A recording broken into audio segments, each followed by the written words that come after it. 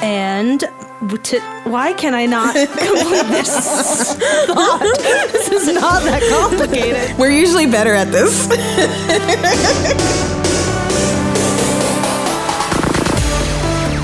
Hello, and welcome to SnarkSquad Pod, the media podcast where everything would be better if Jessica Jones were reading to us.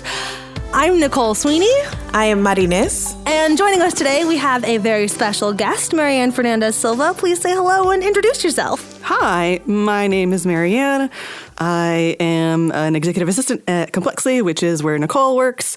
I just love all sorts of trash TV. Today, we are watching Midnight Texas, which was suggested to us by somebody on the blog. Some reader of Snark Squad suggested that we recap this for the blog, and then it became a podcast thing instead. But Marianne was the first person to agree. When I was like, hey, do you want to watch this really bad show with me? She was like, yes, definitely. No questions asked. She knew nothing about the show. She was just like, yup, I'll come sit on your couch for 10 hours and watch this show. So I love it so much.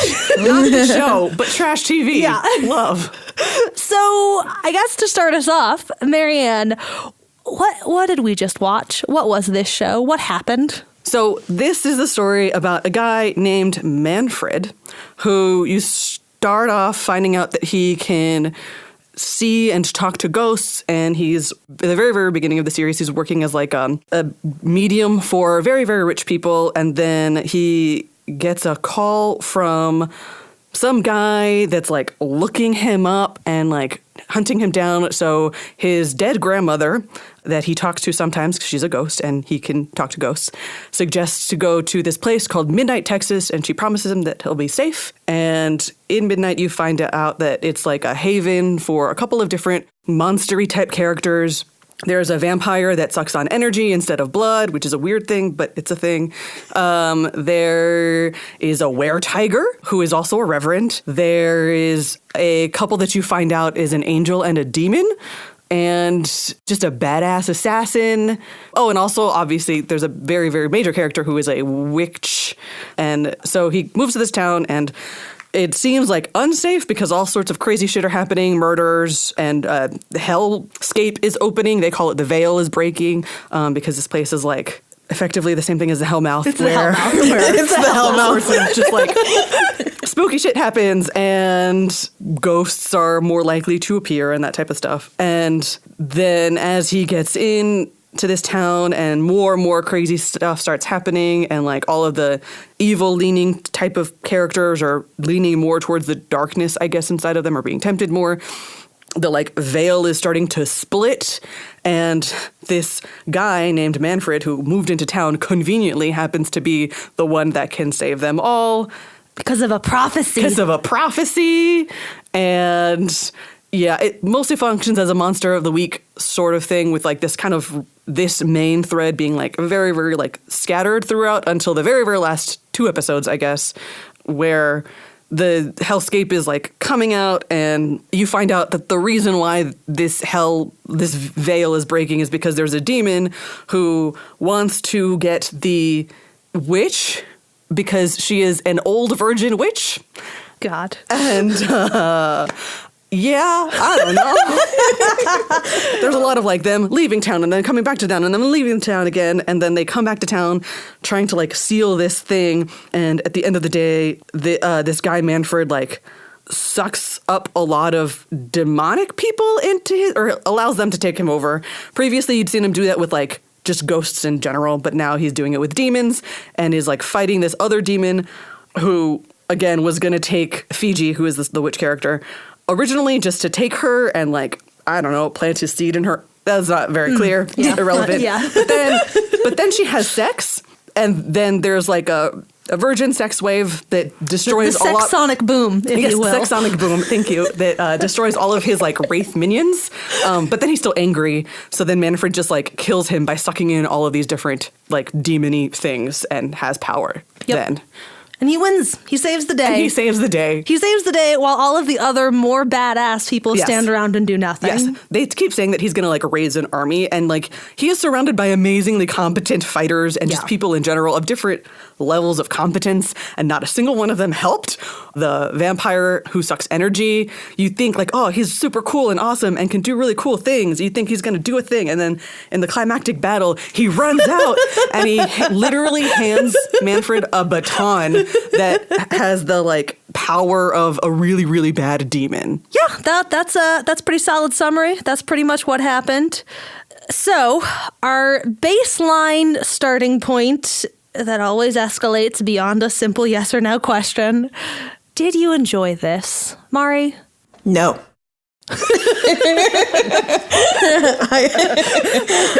I did not enjoy this. So in trying to take down notes about what I liked or didn't like about this, I really have a lot of notes trying to gear us towards maybe some positive things about this experience, because I couldn't think of many right off the bat. I did not enjoy this. It did go by pretty quickly. I mean, it was 10 hours on a Saturday, basically, that I watched this. So it was like a heck of a long time. But it was fine. Like, it moved along at a pace where I was at least not, gouging my eyes out. But otherwise, there weren't a lot of things that I liked here. I thought it was trashy, but not in a fun way. I thought it was kind of poor in the acting department and the writing department. It struggled with tone. Just overall, not a thing that I enjoyed. Not even in like this is a trashy TV kind of way. Just like, no. I enjoyed it in the beginning. They did a really good job of setting what I thought was going to be the tone immediately. There's that opening scene with Manfred and his client that I wasn't super into, but they move from that into the RV with his dead grandma, and it's just absurd and over the top in a very self-aware way. And I was like, okay, this is absurd and trashy, and I'm here for it. And much of the beginning of the show was like that. There were a lot of those moments that were just like self-aware of it being this kind of over-the-top, campy, ridiculous thing. And I was generally enjoying it, while also thinking it wasn't great, but like enjoying it for what it was up until the end. I think for me, the point at which it really turned is about the time that Zelda goes away, that she crosses over. Zelda's the grandmother. And I think that around the time that she crosses over, the show starts to take itself very, very seriously. And in those last 2 episodes, it thinks that it is building you towards this big, sweeping finish. And it loses a lot of the camp that I found endearing in the rest of the show. Like, all of that is pretty much absent from the end, and it takes its very absurd twists very seriously at the end in this way that made it genuinely miserable. I was like, okay, I'm having fun on this like weird trashy show, and I'm along for the ride and whatever. And around that time, it just really went off a cliff very abruptly for me, between this is trashy and kind of fun to nope, this is trashy and just really fucking bad, and I'm really, really angry about it. Yeah, no. I think I'm in the same boat with you, Nicole. I think part of it is also that so the two of us watched this together, and we watched it with a whole bunch of other friends, that we were just like having fun with the camp of it. But like Manfred, who's the main character, and Creek, yep, that's his like love interest girlfriend throughout, like they're kind of the main protagonists, and they're very boring, and they're just kind of like, whatever. The side characters are kind of intriguing, but like in the same vein of like having fun, campy, weird people just kind of around. But then, yeah, I'd say that like if it had kept with the tone of just being like this weird, fun, campy romp that doesn't take itself too seriously and kind of like leans in a little more to the wink, I probably would have enjoyed it.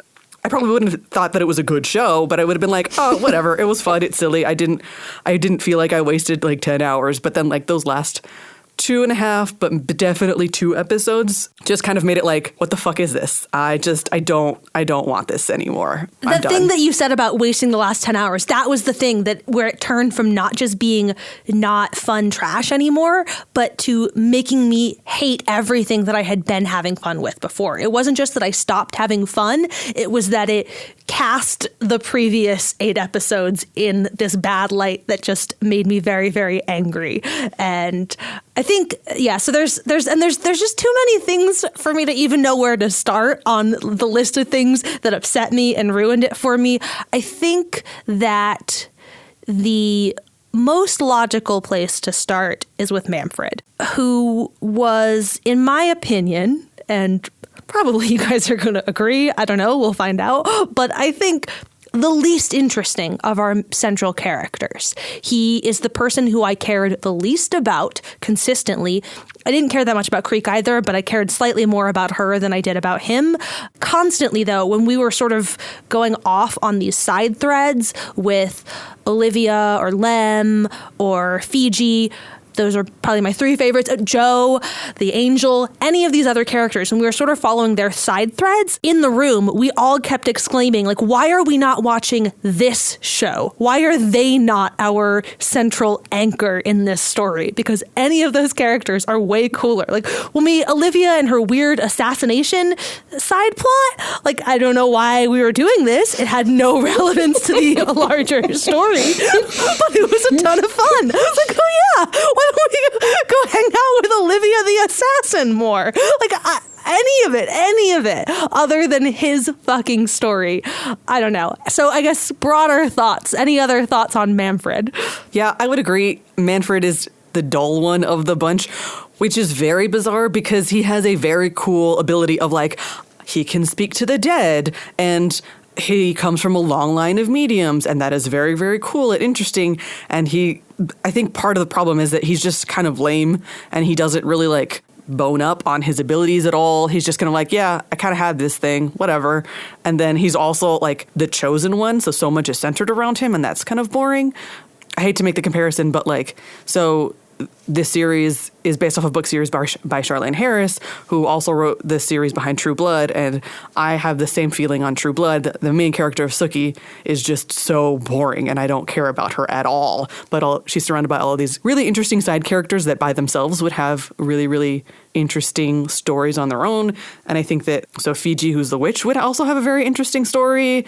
Joe and Chewie, who are the angel and demon, fascinating story of, like, a fall from heaven and that type of stuff, but you're just stuck with Manfred as your protagonist. And I just, every single time he was on, unless his grandmother was there, because his grandmother was great. Zelda was great. Yeah, Zelda was awesome, but aside from that, I was just kind of bored with anything he had to say. So while Marianne was giving the description of the plot or whatnot, I had to stop myself from laughing from the very beginning when she was like, we followed Manfred, because from the beginning, Manfred is his name. So it was already like, who the hell are you, Manfred? Like, you lost me there. So I didn't like him pretty much ever because of his name, but following on from there, I thought that he was also very dull. And I think it's really interesting that we come to this episode after having talked about Chosen Ones, because I didn't know this was a Chosen One story. And everything we said that could go wrong with a Chosen One went wrong with Manfred. And I think that the main issue is that he walks into this town with people who have better powers and who have more understanding of their powers and who we get a better glimpse of their past. So he comes in and he doesn't have quite the grasp on his powers.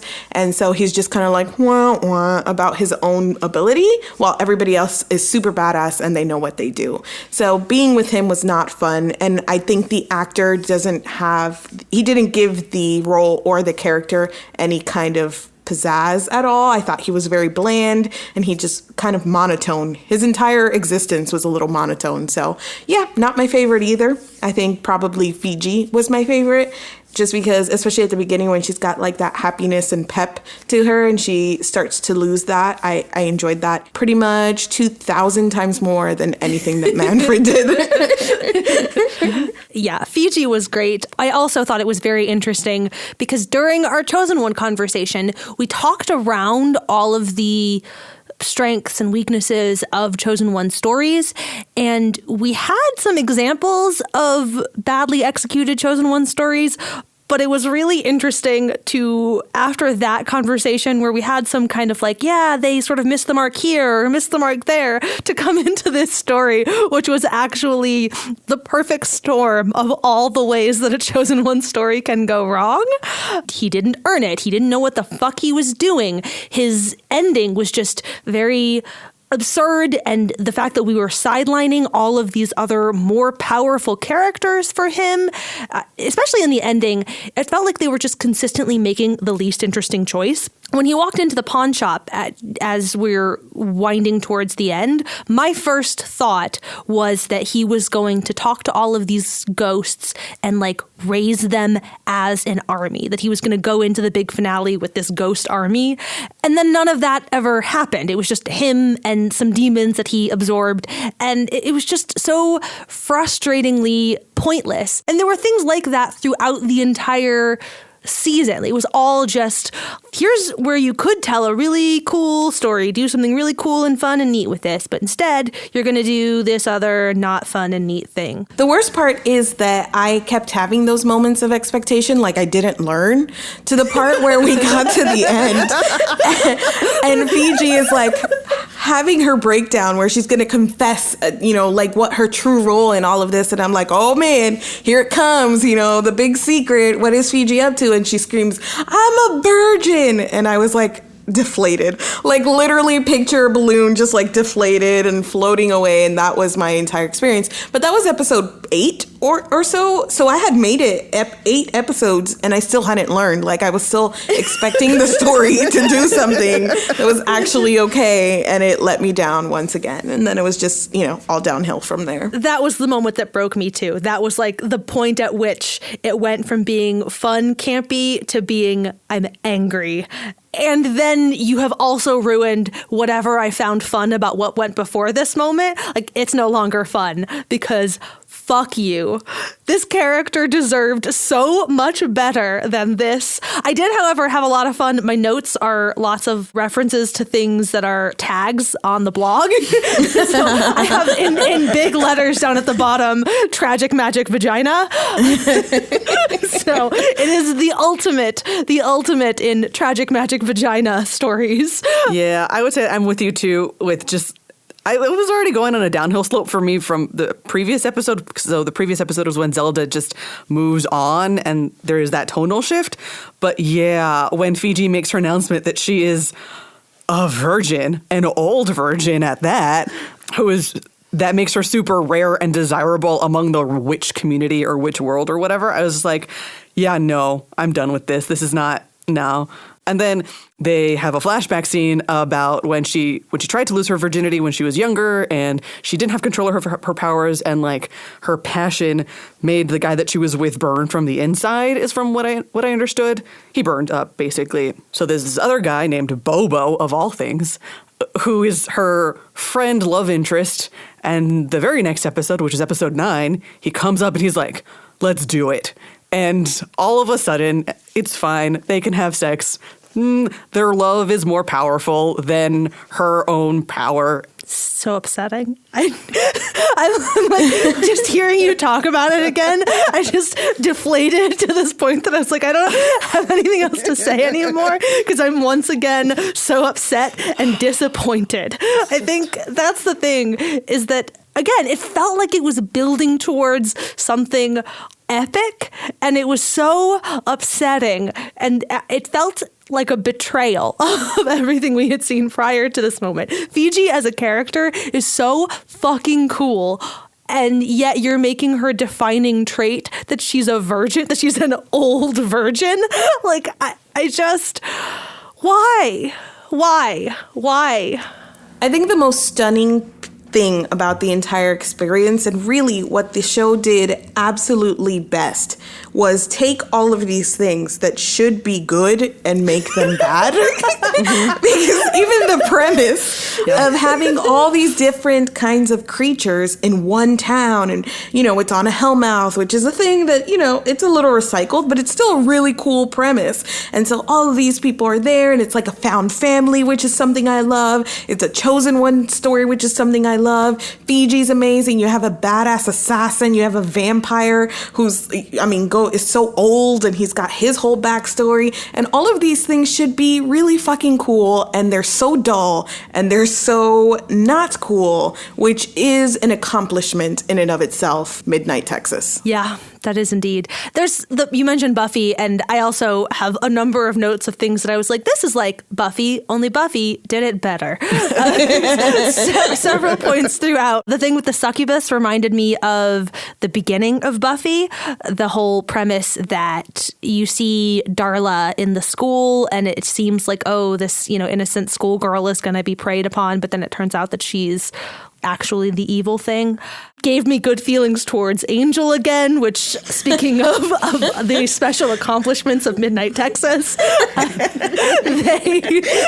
there's a bit near the end where they're sort of setting up something that was akin to the "if nothing we do matters, then all that matters is what we do," like thesis of Angel, but it was just so underwhelmingly executed. There were just so many weird choices in the very beginning. This was another moment where I was like, maybe this is some weird bit of camp, and I'm kind of, Marianne is already laughing because she knows what I'm going to say. I was like, this is there's no explanation. I don't know why this is happening, and I feel like you're telling me something about the experience that I'm in for, and I mistakenly believed that it was telling me something good. But when the white supremacist guys come to the pawn shop, and it's just Paul who's down there, and two white supremacist guys come to sort of pick a fight with him about Aubrey. I don't really even remember why they were there, but Lem and Olivia come down and intervene before anything really happens, and Olivia is in a shiny bikini. We're given no context or explanation. Lem is also in a robe, and so I guess they were in bed, and that's what happened. But it was just such a strange, she just appears in the doorway in a bikini with a bow and arrow. Why? How? I'm like, the next hour, I could not let this go. Like everything else that was happening, it was just like, why? It felt so bizarre and absurd, but in this way that I was willing to allow it, and then it kept being bizarre and absurd in bad ways instead. I still think about that scene, and I still I can't forgive it, but I guess I can sort of get and forgive that weird shiny bikini thing. But the thing that I don't understand is the fact that Lem and Olivia came in through different ways. Yep. And presumably they were together because they basically live together. Why were they coming from opposite doors? I don't get it. I think you both have mentioned the campy aspect of it, which is really funny for me because I definitely got moments of camp, but from the beginning, I think it did not do a good job setting the tone because of moments like that. But then the first couple of episodes were really heavy, almost on the horror. And I tweeted about it. I was like, this is too creepy. I don't know how I'm going to watch this. And then I felt immediately stupid because it went from the ghosts and the demon under the floorboards to the shiny bikinis, and it was like, okay, if anyone has seen this, they're gonna think I'm an idiot. Why is she so scared of shiny bikinis? But that first episode, it was kind of scary. Yeah. Uh-huh. It really, to me, it could not decide what it wanted to be at all. That is true. I think that is ultimately the problem, was just a lack of clarity about what exactly it was trying to do, and trying to hit too many things and not hitting any of them well. This is a different issue. But another really big issue that I had throughout was the idea that of Manfred being a gypsy. Like, even in this conversation, when Marianne was describing it, she kept saying medium. Like, how fucking hard is it to just to say that mystic? Like, there's so many words you could have used instead. A very basic Google search can indicate to you why it is a problem. I don't know. It was a bizarre, offensive choice that didn't need to happen. Why? Why did they do this? I'm going to keep saying, why did they do this throughout this entire conversation? The gypsy thing in particular was the most glaring, recurring problem, but there were a couple other little things where it felt like there would be a symbol here or there tied to some cultural other and mysticism that was being used in a way that I was like, I am not sure that I am comfortable with your usage of this in this context. So in addition to the abundance of actual major story flaws, there's also just some pretty substantial problematic cultural elements of this story that I couldn't not mention in this conversation. I think it's even more disappointing because there are moments that could have been clever if it had even alluded to the fact that these were actually Romani people and they were using this term in a way that was reappropriating or making yourself or taking ownership of the term itself. That could have been some commentary, but they don't say anything. And it's not until I think halfway through the season that they even mention that they are Romani, so that there is history there and they're just not using a racial slur, but they don't ever directly mention it. And I felt that way about things like, having the witch be a virgin. Like, you could have put a clever spin on that or been more self-aware or address it head on, and they don't. And so there were too many things like that were kind of uncomfortable to me as well. Even with the storyline of Lem, who's the vampire, he was a former slave. And even that whole storyline was a little uncomfortable, especially as they introduced like the Native American man who turned him. And it was just so much that it really was uncomfortable, and it didn't do enough to counteract those things on screen or verbally or in any way that I thought made them appropriate or anything other than uncomfortable. Yeah. Mm-hmm. Was there anything redeeming in this for you? I wouldn't say it's exactly redeeming because at the end of the day, I didn't walk away with a positive idea about the show at all, but I thought it at least tried to do something kind of funky with the layout of the season. Like, you go in and you think at first it's going to be this murder mystery about Aubrey, but then the whole Hellmouth thing happens, and then there's also this guy who is coming after Manfred. But those things get resolved in a time that I didn't expect them to be. By midway through the season, we already know who killed Aubrey, and the whole thing with the guy who's after Manfred gets resolved as well. So that left me kind of like, I wasn't expecting that. I was expecting those things to be season-long arcs, and then it kind of just takes you off in this other direction of the Hellmouth. So it was a nice little funky play to expectations with the how the season is built. And that's being generous because I'm not entirely sure that I like that, but it tried to do a thing with the format of the storytelling. So, that was a kind of positive thing. You mentioned the murder, and that to me was another thing that could have been done better than the way that they did it. However, I think that there is something interesting and worthwhile in the fact that they had this serial killer who was just human, and rather than suggesting that all evil is demonic in nature, especially when you get to sort of in the end, the idea that this other angel is clearly meant to be a villain character, and Chewie, who is a demon, is meant to be a good character, and so on and so forth. So that the idea that humans are also perpetrators of evil, and that everything can't just be explained away with the supernatural. That was an interesting element to introduce into the story. Much like what you just said, I think it could have been done better. I have mixed feelings about this particular execution of it with Creek's brother, but that idea I thought was an interesting and good thing to introduce into this story. Yeah, I think that was an interesting aspect of it, especially because when you start off, you think, so one thing that we haven't mentioned, no, wait, you mentioned it, is that there is this group of like white supremacists that are just kind of around. And initially you're meant to believe that one of the white supremacists killed Aubrey, and then you kind of find out this white supremacist who was her husband was trying to find out who killed her and was thinking that it was her new fiance.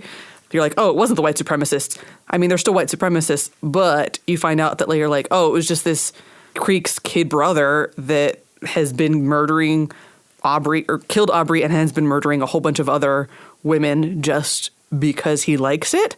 I mean, that's an interesting aspect of it as well.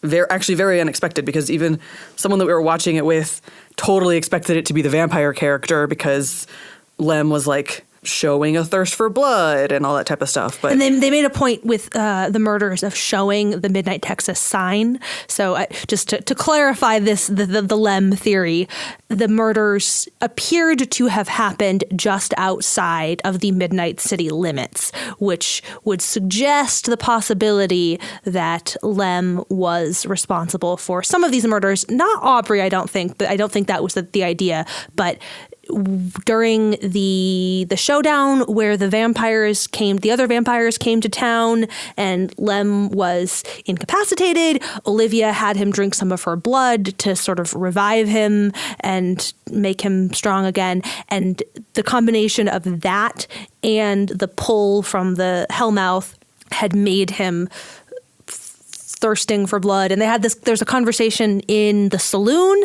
too, where the bartender asks him if he wants a drink, and he, has this sort of jokey bit about if he has a sip, then he will thirst for more, kind of a thing.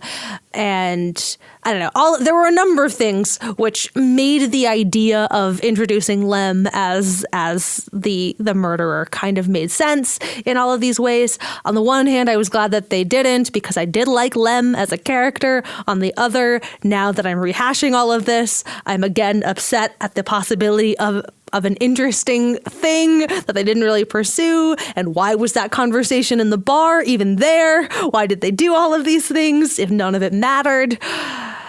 Sorry, we're talking about things that we liked. I was sitting here amazed, thinking that you could you could take out half the characters and half the storylines and still end up with like a vampire, a weretiger, white supremacist, a serial killer, all in this one city, in this one story. It was just super jam-packed, and I think not in a good way, because by the time that they arrived at Creek's little brother being the serial killer, I was like, are you kidding me? At this point, it did not have the payoff that it would have if Lem were the killer, and I say that as also a fan of Lem's character, so I wouldn't have wanted it to go that way, but it was still more logical in the storyline than being like, and a serial killer. Like, thanks. We didn't have enough. Yup. I feel like I actually would have enjoyed that a little bit more too, like the ramifications of it, because so one thing that we also haven't mentioned is that these Midnighters just kind of deal with everything on their own. So they effectively just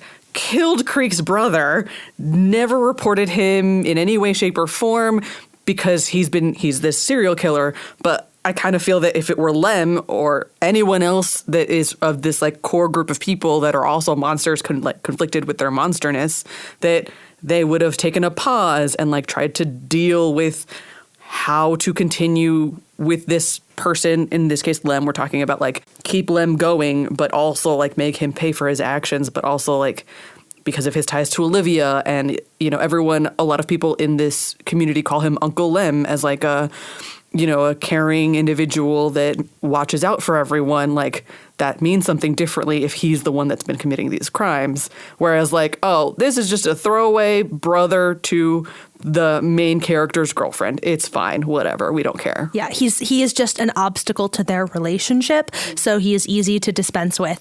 You mentioned the morality thing, and that was another just very bizarre thing that they don't grapple with at all in any meaningful way. Their moral code seems to just be protect our own.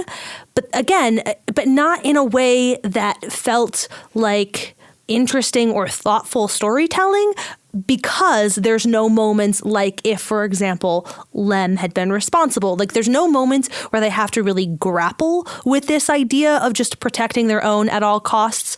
There was another moment where with the other angel who comes to get Joseph, when Joseph, that's his name? Is that okay? Joe.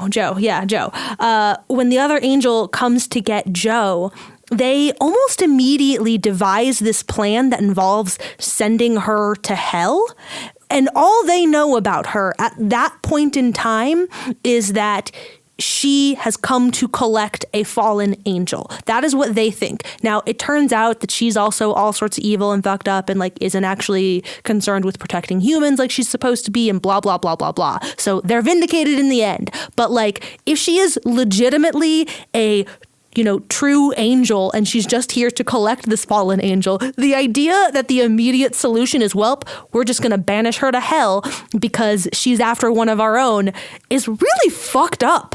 And they have so many moments like this where they do really fucked up things to anybody who is an outsider to their little circle.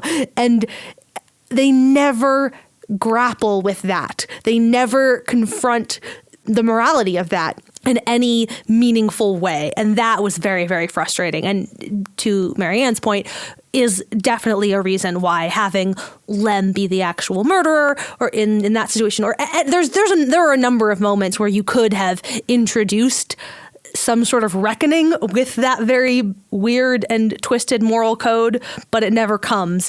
And instead, it's just this thing that we're all supposed to accept as an audience that, like, yeah, sure, they gotta send this angel to hell because Joe is great. And yes, Joe is great.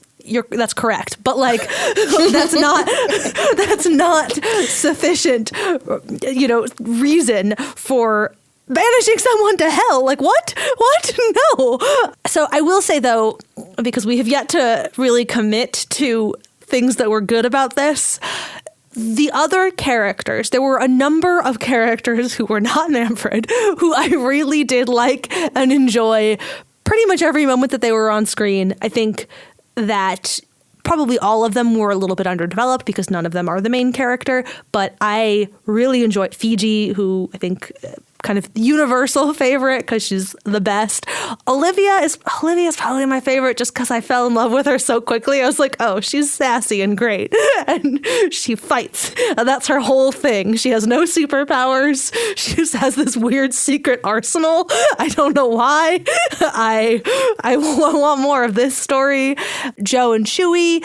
Basically every of the other side characters, except Bobo. No Bobo. Bobo's no good. Bobo doesn't deserve Fiji. I couldn't decide how I felt about Bobo, except for that I had really strange feelings towards him, even before it was warranted. I was like, man, I cannot pinpoint why this guy is really weird to me. And then I realized that it's because he was on Orphan Black. Paul, yeah. Yes! And I was carrying all of these residual feelings, all of this hate for his face, basically. Every time I saw his face, I was just like, ew, I don't want it. We, partially because his name is stupid and it's Bobo, we kept calling him Paul because almost immediately the few of us in the room that watched Orphan Black identified him as Paul. And so even Marianne, you didn't watch Orphan Black. No, yeah. I did not have this problem. But Marianne was then like, oh yeah, Paul. Like when we were talking about it throughout the rest of the day. Well, and then Paul did this thing because that's a better name than Bobo. But his name is Bobo though. Like, come on. I thought it was a nickname, but they never, they never say anything otherwise. He's just Bobo Winthrop. He's just Bobo. And Creek is another one. Her name is Creek, like a creek, like a body of water, and that's just it. That is her name. All their names are so stupid. We spent the first probably 45 minutes. The first episode basically was just IMDbing every new face that came on the screen. Oh, where are you from? I only dimly recall actually watching the first episode because I was too busy playing that guy from That Thing. In case you're wondering, Fiji is Reva from Jessica Jones. So fun fact. I didn't do this until afterwards because Paul, Bobo.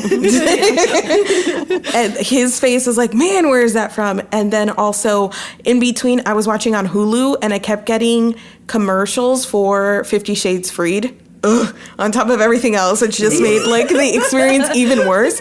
But Olivia is in 50 Shades Freed. Really? Yeah. Who is she? She's very minor character because everybody that's not I great. still haven't seen any of these movies. I suffered through the books for Snark Squad, and I'm not fucking doing it. Yeah, but don't. But I remember my experience of suffering through the book, so the character names are. She's a very minor character, as everybody else is, who's not Anna and Gray. But she's the real estate agent who's like building their dream house. Oh yeah, Yeah. Who wants to bang Christian because everybody does. Exactly. Oh man. So I saw her in those commercials. I was like, wait a second, who is this girl? And that's when I found the rest of the connections. Win a Date with Tad Hamilton. That's also where she's from. She's in. Not Win a Date with Tad Hamilton. John Tucker Must Die. There we John go. Tucker Must Die. Yeah. Yes, that is where I recognize her from. Yeah, there's so many of them. So many of them. Creek was in Parenthood. That guy from That Thing. There's so many. All of these people have been in so many little Joe things was here in and there. Sex and the City. They're just everywhere. They're all over the place. And, I hope they continue to be all over the place. All of these people who aren't fucking Manfred. All of these other people, I want to go see them go do better things with their lives. If we want another tag for Snark Squad to apply to this show, the LOLPD is one as well. Yes. I just don't understand. I really don't understand the lack of police. And you talked about kind of having them deal with everything by themselves and their moral code.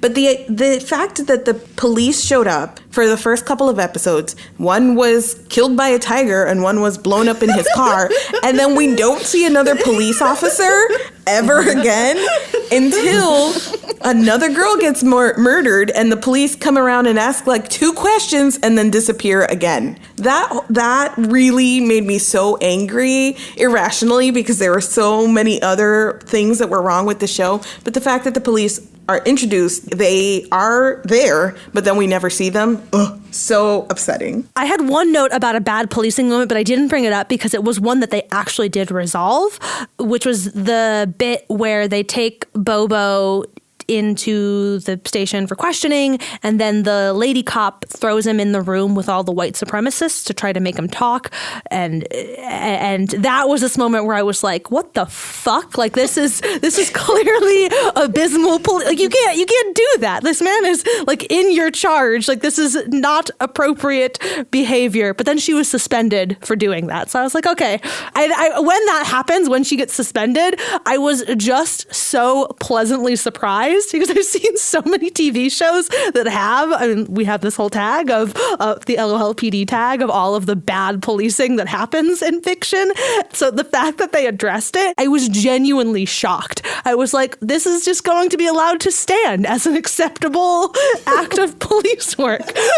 And then she immediately, in her uniform with her gun and badge, goes in to investigate Midnight and then opens up a shelter where the were-tiger just happens to be there and she gets eaten by that were-tiger. I didn't say that good stuck. It was that one. It was the one good moment. That moment where they throw him into that cell was also when I started trying to guess what Bobo's power was because I was convinced he had something. I really thought it was going to be like something like he's made of steel because he beats up everybody so easily.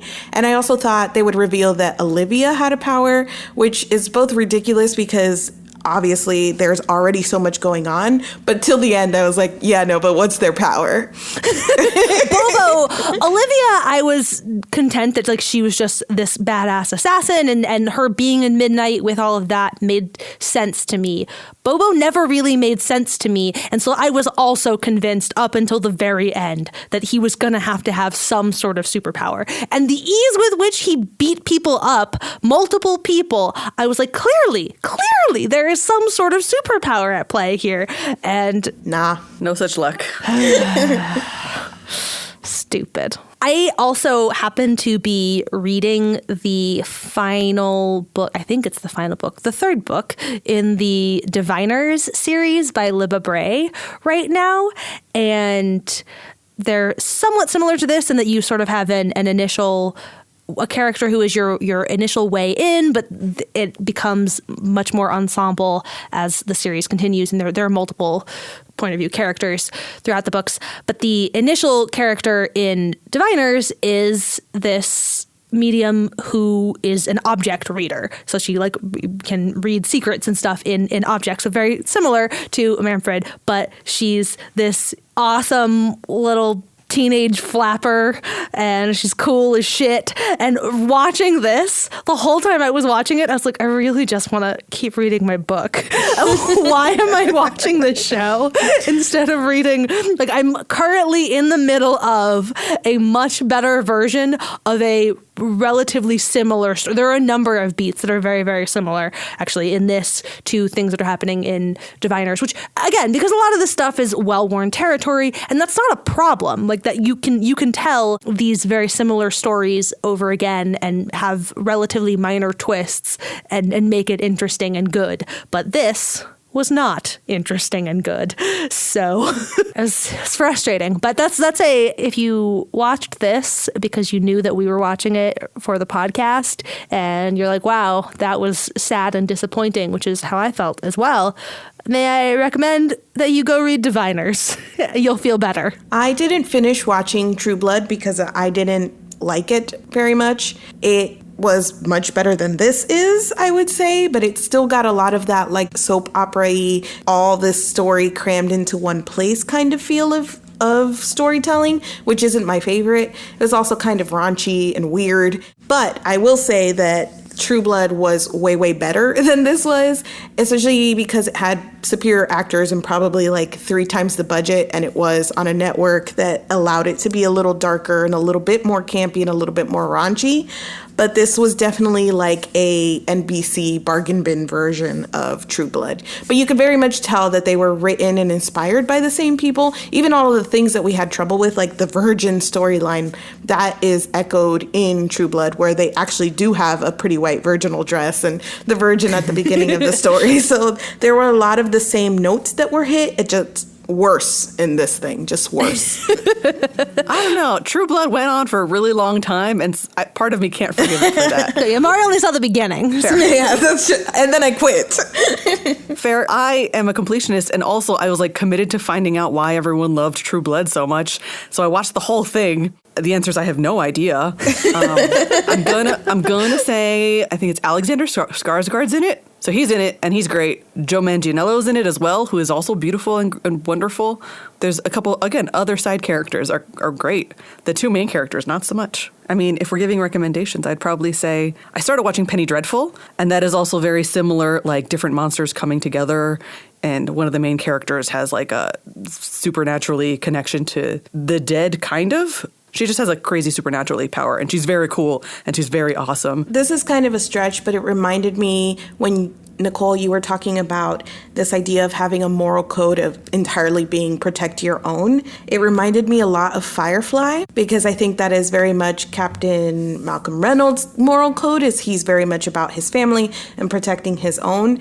That obviously does it much better because they have actually a very strong moral center in book, and he kind of keeps them on the straight and narrow, which this story did not have a moral center at all. They have the Reverend, which was supposed to be that moral center, I think, but he just was underused and underdeveloped, I think. But if you like that idea of having like a found family and that moral code that is very much onto themselves, Firefly is a story that tells that much better. They are also forced to reckon with it in the way that we were sort of suggesting as a potential fix for this show, but they are forced to reckon with it when Jane betrays Simon and River. I forget the particulars of this plot because it's been a very long time since I've seen this show, but there is a moment where that logic starts to crumple, where the idea of protecting your own becomes more complicated because you have to protect your own from your own. And what does that then mean? And so that idea is actually grappled with in a meaningful way, which did not happen on Midnight Texas. But I agree. Firefly's great. Go watch that. Okay, well, I am sorry if you enjoyed Midnight Texas, that we did not find more good things to say about it. I was really hopeful. I cannot stress enough how much fun I was expecting to have in the beginning. Like, I really had high hopes that we were going to come into this. I did not expect Mari to enjoy it. Like, early on, I was like, this is like, it's bad. And I'm like, you're going to come in here and be like, and talk about how bad it was. But I was prepared to come here and say, no, but it was fun. And Marianne is also that way too. So I was like, this is going to be great. Like, we're going to have a really good dynamic because Mari's going to come in and talk about how it's so bad. And Marianne and I are going to be like, no, but it was fun. But then I was betrayed. I was betrayed by this stupid fucking show. And we got this conversation instead. So the good or bad news is that it did pretty decently for a summer series, and they haven't announced it officially, but it's looking good that there's a season 2. So see you guys good next. Or bad? What is good about that news? What is good about this news? I was gonna say, see you guys next season. Maybe if someone in the future is like, no, trust me, it suddenly gets really, really good in season 2. If they told me like Manfred dies and Fiji's the new star of the show, then I'd be like, yes, I'm there. Yeah. It's all of a sudden just a story about Fiji and Olivia's friendship. I'm like, yeah, I'm here for that. Oh, beautiful. Yes. Yeah, Sari from our Chosen One episode was also watching it with us, and as we were winding towards the big finish, our whole group of people was kind of just shouting things at the screen as we got angrier and angrier. But Sari suggested that the solution to the Fiji's aversion problem should have actually been Olivia, and I agree. There's literally no setup for that makes sense, but I would have enjoyed that much more than fucking Bobo. Olivia comes around and she says, no, guys, I got this.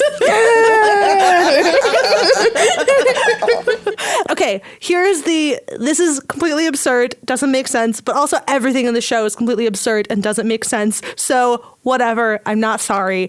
You could have played on it in some way that like Fiji's powers, it could have been a healing thing there could have been some sort of element of that.